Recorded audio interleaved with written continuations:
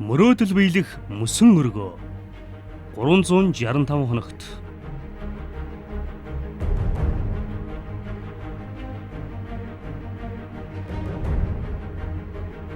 Тэртээ 1800 оны дунд үеэс Канадын зүүн эрэгт мөсөн дээрх хоккей үүсснээр хүн төрөлхтний соёлд өвлийн спорт бий болсон гэж үздэг. Анхны өвлийн спорт 1924 онд Францад болж байсан бол 1964 онд Австри улсын Инсбрук хотноо болсон өвлийн олимпийн 9-р наадамд Монгол улс оролцсноор монголчуудын өвлийн олимпийн түүх эхэлсэн юм а. Дэлхийн хамгийн анхны битүү мөсөн гулгуурын талбай 1862 онд Канадын Монреал хотод Виктория нэртэйгээр байгуулагдаж байлаа. Канада улс хамгийн олон буюу 2703 битүү мөсөн гулгуурын талбайтай. Америк нэгдсэн улсад 2500, Шведэд 285 байдаг бол манай хойд хөрш дэлхийн хамгийн хүйтэн орнуудын нэг Оросын холбооны улсад 84 өвлийн спортын ордон байдаг. Монгол улс өвлийн спортын 60 жилийн түүхтэй, бас 60 жилийн мөрөөдөлтэй. Энэ мөрөөдөл биелэлээ олох Монголын анхны өвлийн спортын битүү ордон мөсөн өргөө 2019 оны 4-р сарын 15-нд шаваа тавилаа. Дэлхийн хамгийн хүйтэн нийслэл хот Улаанбаатарт 4 улирлын турш хүүхэд залуус өвлийн спортоор хичээллэх боломжтой анхны спорт ордны шав тавигдлаа. Энэ бүтээн байгуулалтыг Step Arena компани санаачлан үндэсний үйлдвэрлэгч Ачит Ихт компани гол хөрөнгө оруулагчаар нь ажиллан Step Cooper, UFC, Mack зэрэг үндэсний компаниуд хамтран ажиллаж байна. Шав тавих ёслолд төрийн тэргүүн, албаны хүмүүс, төслийн санаачлагч, дэмжигч байгууллагуудын төлөөлөл оролцсон юм. Энэ өргөө ордон бол Монгол улсад анх удаа баригдаж байгаа олон улсын олимпийн хорооны стандарт шаардлагыг хангасан хоккейн битүү ордон байна. Мөсөн хоккей Монголд шинэ гэртээ, шинэ өргөөтэй болох гэж байна. Мөсөн дэвжээ буюу талбайг нь 3-аас 4 цагийн дотор өөр шалаар сольж дээр нь сагсан бөмбөг, гар бөмбөг, бокс зэрэг спортын бусад уралдаан тэмцээн явагдах боломжтой спортын ордон байна.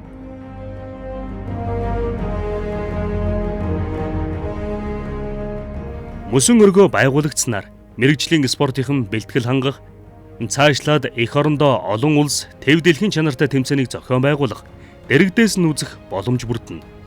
Энэ бүтээн байгуулалтыг Ачит Ихт, Step Cooper, UPC, Mack зэрэг үндэсний компаниуд санаачлан хөрөнгө оруулж хамтран ажиллаж байна. Бид нэр эвлэлт нэгдэх аваас хүссэн зорилсноо биелүүлдэг ард түмэн гэдэг олон зүйлээр батлан харуулдаг. Нэгэн тод жишээ үлгэр нь бол энэ ажил юм аа.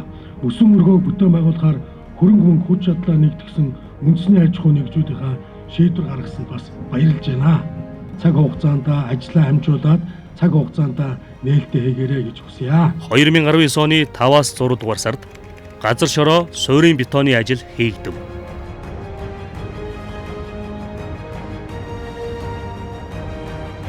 Step Arena компани төлөөлөл удирдах зөвлөлийн гишүүд ээлжид хурлаа мөсөн өргөө ордны барилгын талбайд хийж ажлын гүйцэтгэлтэй танилцлаа.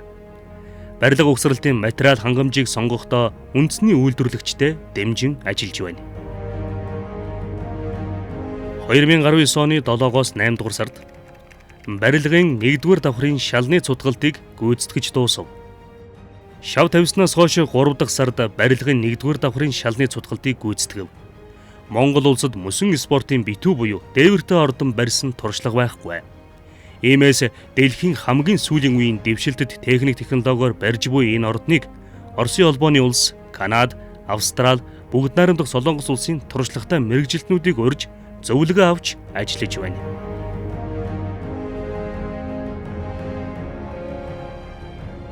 (2019 оны 8-9-р сард барилгын ажлыг Улаанбаатар барилга компани, Premium Building Materials компани гүйцэтгэж байна.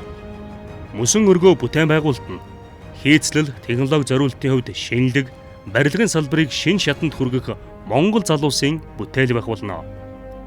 Барилга угсралтын ажил өдөр бүр 30-аас 50 хүний бүрэлдэхүүнтэй 2 кран, бусад машин механизмын оролцоотойгоор тасралтгүй үргэлжилж байна. 2019 оны 10-аас 11-р сард мөсөн өргөө ордны барилгын 6370 м2 металл дээвэр, 750 м2 шилэн фасадын ажил эхэллээ. Мөсөн өргөө ордны барилга байгууламж нь хол алслалттай дээвэр, халуун хүйтний агаарын урсгал, мөсний хөлдөлт гисэлтийн физик шинжийг агуулсан. Бээжингийн Олимпийн гол ордон шувууны үрийг яг энэ технологиор барьсан гин. Тус барилгын огторгуйн хийцлэлд 520 тонн төмөр ашиглагдах юм.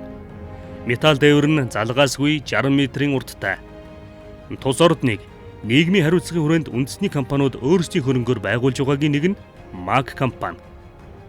Барилгын шилэн бүтээгдэхүүнээр дэлхийд алдартай Стюко брендийн шилэн хийцийн үйлдвэрийг МАГ компани өөрийн улсад нутагшуулан дотооддоо үйлдвэрлэн мөсөн өргөө ордны шилэн фасад хаалгыг нийлүүлжээ. 2019 оны 12 дугаар сар бүтээн байгуулалтын ажил 54%-тай эд өрнөж байна.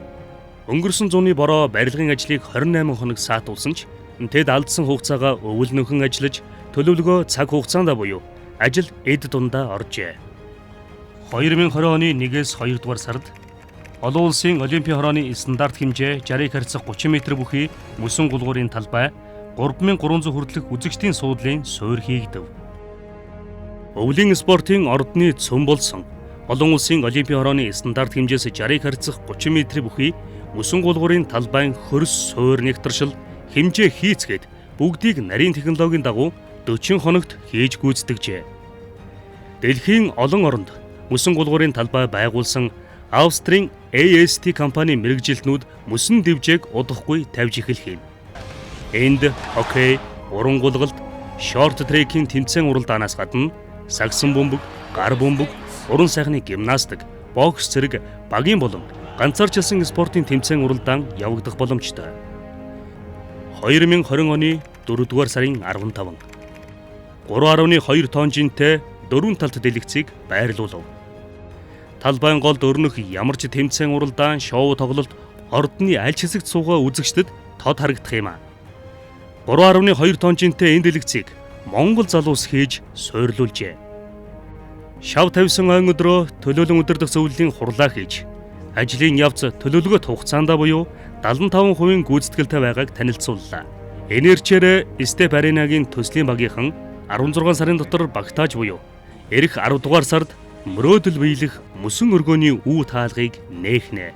Монгол хүний хүсэл зорилго, ур чадварын нэгдлэр үндэсний компани Ачитэгт компани гол санхүүжилтээр босож буй бүтээн байгуулалтын жишг мөсөн өргөө тун удах.